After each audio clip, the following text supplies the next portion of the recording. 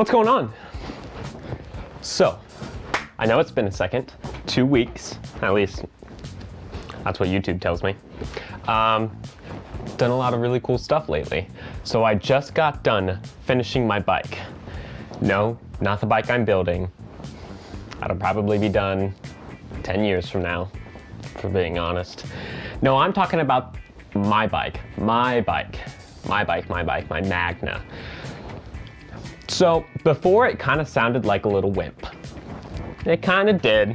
I mean, you could hear the pulleys and everything way more than the exhaust. It just wasn't a good setup. Also, sorry, I've been working, I haven't even washed my hands.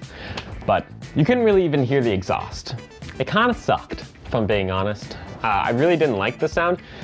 It was more of an annoying kind of whistly sound, not whistly, but like squirmy sound. Like, you know how those cars sound that have the radiator or something leaking right up in the front there, and the belt gets all wet and it goes like, it's kind of like a tuned down version of that. And then the exhaust was just like a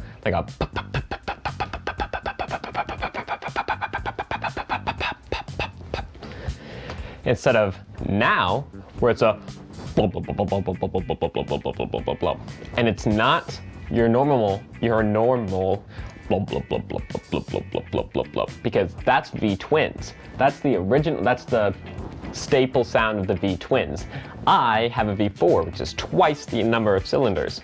So anytime there's a gap in that blub blub blub blub blub, I have another cylinder firing. So it sounds more like here, I'll give you a sound check here in a second, but it sounds pretty killer. It sounds pretty killer. Might as well just do that now. Here you go. Yeah, just take a listen to this thing. It's pretty fucking killer.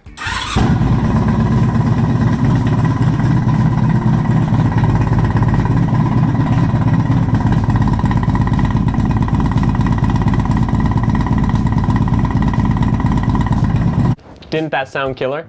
Like, it's so cool now. It's so good. It's really, really, really loud. It's really loud. At idle, it's probably a little bit quieter than what stock was completely revved out. Actually, revved out, it was kind of loud.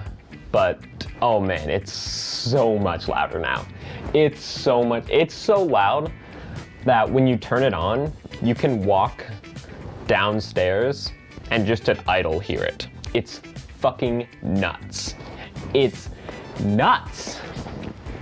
So I should go over the process that I did to get it to where it was. It's pretty simple, actually. I didn't get a new exhaust because there's only one exhaust available and it's like $600. It's crazy expensive for just, I mean, it's 4 cylinders, so when you consider it, but it doesn't sound that good either. That's the thing. It doesn't really sound all that good, and I wasn't about to spend $200 plus the carb kit, which I'll get into in a second, which was like another $100 to get it to sound decent. So instead what I did is I bought a $15 drill bit set at Walmart. I drilled out the rivets that held the baffle in place, and then I ripped them out. So basically, in car terms, take your muffler, take it out. That's what I did. Makes the car a lot louder, make the bike a hell of a lot louder, really brought out a lot of that girthy tone in it. After you do that though, or when you put a new exhaust on, a lot of the times what will happen is you'll notice a drop in performance. It's not because it's flowing air worse, it's because the bike isn't tuned for the way that it's flowing. What does that mean? It means it's expecting to hit a wall there. The computer is expecting the exhaust gases to hit a wall right as it starts to exit. Well, when you take that wall out, it doesn't know what to do. So a lot of the times you'll get a drop in performance right at like in the middle of the RPM ranges. To counteract that, what a lot of people do is either put a power commander in it, a power commander if the bike is fuel injected, or a Dynajet kit, that's just the brand, or a jet kit if it's carbureted. So my bike's carbureted, so I put a jet in there, a new jet in there. You can buy the individual jets but like, I don't know what the fuck I need. That's why there's companies like Dynajet out there that does it for you. They go, oh, you put a new exhaust on? Like most people do. Well, here, we have a set specifically made for you. And it's great. You just pull everything out, put it in, you're good to go. If you don't know what you're doing, it's pretty fucking daunting, I will admit. You gotta take the tank off, you gotta take all the side pieces off to get to the carbs, and you gotta take the carbs off. Make sure that you don't let anything fall in the intake, because that will really fuck up your day. And then it's just this whole complicated thing. Plus, everything's really intricate on the carburetors, so if you mess anything up, you're fucked. You gotta take it off, completely redo it. If you watch a lot of videos and you kind of do your research, you'll probably be fine. Because there's some people out there, there's actually a video from, I think it's MMI? I don't know, it's a motorcycle school. They put in a Dynajet kit for one of their students there. It was actually a Honda Shadow, so it was kind of similar to my bike. Not really. That video was really helpful for me, and I imagine that anyone else who hasn't ever done carbs before but wants to for this exact reason, I imagine it's a pretty good video because it was for me. On a completely other hand, I just got new pictures done. I got new headshots done from River City Visuals. They're a local photography company here in Wichita, Kansas.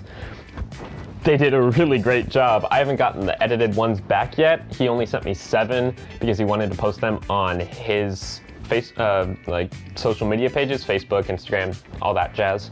And all that jazz! I just picked out my 25 today and sent them to him. So then he'll edit those and send them back to me.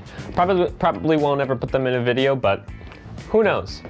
They look killer. They look mint. He made me look really, really good. What more do you want, you know? I'm sorry I look really gross. I had this little like petastache. Just all this fuzz and herbivore greenery shit. A Triceratops would probably love to just eat this up. All this green. Sorry I look gross. It's just how it goes sometimes. My hair looks gross. My face has this weird petastache bush thing. Ugh. I know I haven't made one in a long time. I'm gonna try and start getting back up on it because I actually really like doing this. I really like doing the filming of it, and I really like doing the editing of it, which I didn't like doing the editing of it at first, but it has gotten a lot better and a lot easier, and I actually know what the fuck I'm doing now, so it's good. It's good. It's good. But with that, I guess I'll just talk to myself. Oh, fuck me. Later.